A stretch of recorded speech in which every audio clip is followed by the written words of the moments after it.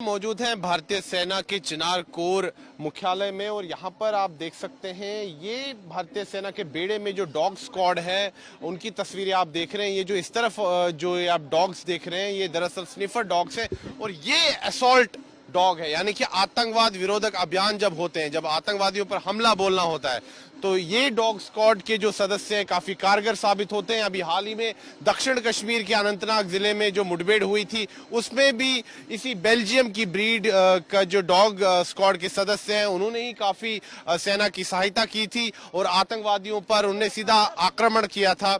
Zoom ने, उस dog का नाम जूम था, लेकिन दुर्भाग्य से वो वीरगति को प्राप्त हो गया, उसकी जान चली गई उस ऑपरेशन में। लेकिन जिस बहादुरी से उसने आतंकियों पर हमला किया और भारतीय सेना को उस ऑपरेशन में बड़ी सफलता मिली, 2 खूंखार आतंकवादियों को ढेर कर दिया गया उस ऑपरेशन में। और उसमें सबसे जो सहायता जो की भारतीय सेना की वो इसी डॉग स्क्वाड के सदस्यों ने, जो असॉल्ट डॉग है जो आप इस समय तस्वीरों में देख सकते हैं। ये इनके ट्रेनर हैं इनके साथ इस समय, और ये काफी जो है कारगर साबित होता है और काफी आक्रामक ये डॉग रहता है और इनको पूरी ट्रेनिंग दी जाती है। सर, आप इनके ट्रेनर? सर, इनको ट्रेन करने में कितना समय लगता है? इनको ट्रेन करने में 36 वीक का ट्रेनिंग लगता है। 36 वीक्स का। तो भी जूम जो वीरगति को प्राप्त हुए उनको भी आप ही ने ट्रेन किया? हाँ, मेरे टीम ने उसको ट्रेन किया।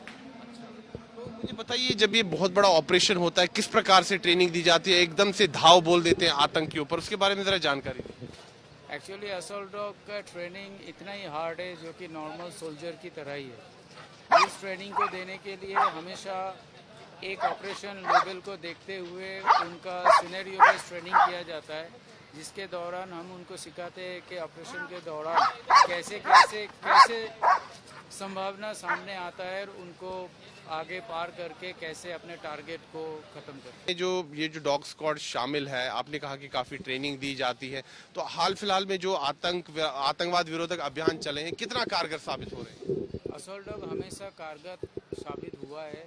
ऐसा नहीं कि इंडियन आर्मी के अंदर कोई भी मूवमेंट है, ये सभी कारगर साबित होता है। और हम लोग असॉल्ट डॉग को भी इसी तरीके से ट्रेन करते हैं कि टेररिज्म अटैक जो होता है उनके बरखिलाफ इनको कैसे ट्रेनिंग दिया जाए और कैसे काम में लगाया जाए। भोजन में कितना भोजन वगैरह इनका, उसका कैसे ध्यान रखा जाता है, इसके बारे में जरा जानकारी? इनका फुर्ती और तंदुरुस्ती और बहादुरी रहने के लिए इनको बैलेंस डाइट दिया जाता है, जो कि फौज के अंदर निर्धारित किया जाता है और डाइटिशियन से कंसल्ट कर, डाइटिशियन से ऊपर ही इनको दिया जाता है। बातचीत के लिए धन्यवाद। तो ये जो है भारतीय सेना के जो असॉल्ट डॉग है, जो ये काफी कारगर साबित होते हैं आतंकवाद विरोधक अभियान में। और हाल ही में जो दक्षिण कश्मीर के अनंतनाग जिले में जो ऑपरेशन हुआ उसमें भी इन्होंने अपनी बड़ी भूमिका निभाई।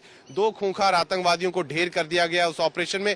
और ये जो डॉग स्क्वाड है, बेल्जियम की जो ब्रीड है, इसने काफी जो है ये आक्रामक डॉग माना जाता है। उनको पूरा ट्रेन किया जाता है, इनके खास खाने पीने का ध्यान रखा जाता है, एक डाइटिशियन को भी कंसल्ट किया जाता है और विशेष तौर पर इनको जो है प्रशिक्षण दिया जाता है ताकि आतंकवाद विरोधक जो अभियान है उनमें ये अपना योगदान दे सके। और हाल ही में इसका हमने उदाहरण देखा कि किस प्रकार दक्षिण कश्मीर में बड़ी बहादुरी और दिलेरी के साथ जूम नामक जो डॉग है उसने किस प्रकार से आतंकवादियों पर जो है पूरा आक्रमण किया और भारतीय सेना को काफी सहायता भी मिली और 2 खूंखार आतंकवादियों को उस ऑपरेशन में ढेर भी कर दिया गया।